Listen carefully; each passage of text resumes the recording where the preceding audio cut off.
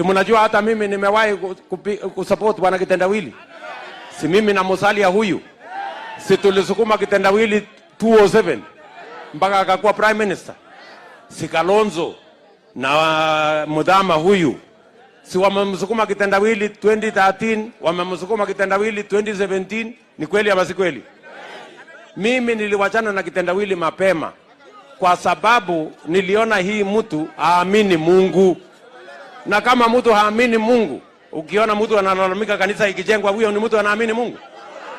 Ukiona mtu analalamika ati mtu ametoa sadaka kanisani, huyo mtu anaamini Mungu? Nikawachia hao wangwana wamemsukuma. Nimesikia Kalonzo akisema mara ya mwisho hata yeye amechoka. Na hata akipatikana tena akisukuma hiyo mtu atakuwa ndio anaonekana mjinga ya mwisho. Mnataka Kalonzo aendelee kusukuma mtu ya kitendawili? Kwani Kalonzo alizaliwa dunia hii kazi yake ni kusukuma mtu ya kitendawili?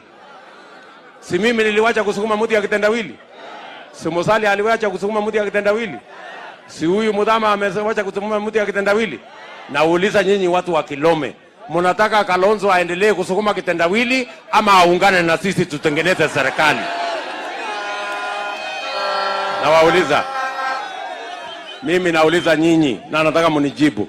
Mnataka ndugu yetu Kalonzo Musyoka aendelee kusukuma mtu ya kitendawili, mtu ambaye haamini Mungu, ule wa kung'oa reli, ule wa kujiapisha? Mnataka aendelee kufanya huyo mtu ama akuje tuungane tutengeneze serikali? Akuja aungane na sisi?